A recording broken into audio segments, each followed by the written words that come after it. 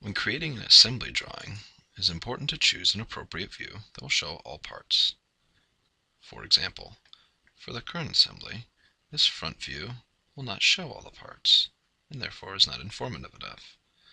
The same may be said for different views.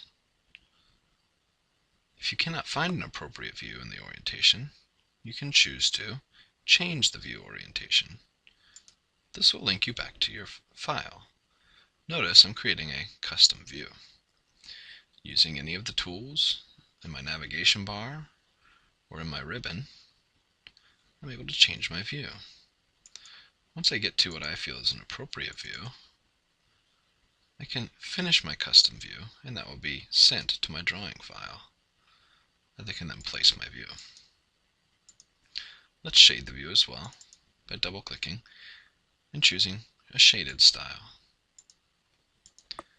Next, you'd likely want to create a balloons and parts list. Under the Annotate tab, you'll see Parts List and Balloons. Let's create a parts list.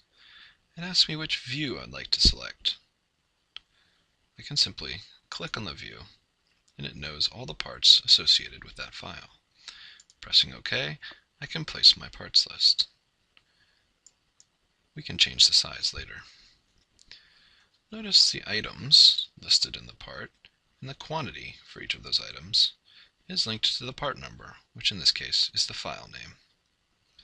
Let's get rid of this empty description column by right-clicking and selecting Edit Parts List.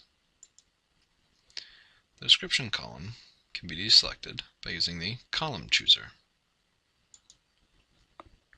Select Description and Remove.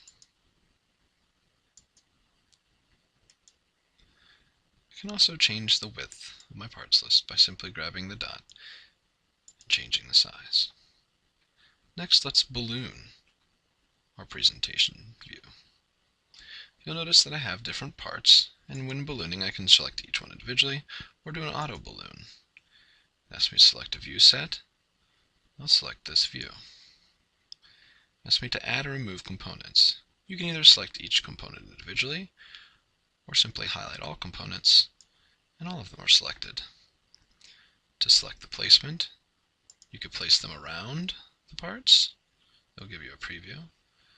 You could even do horizontally or vertically.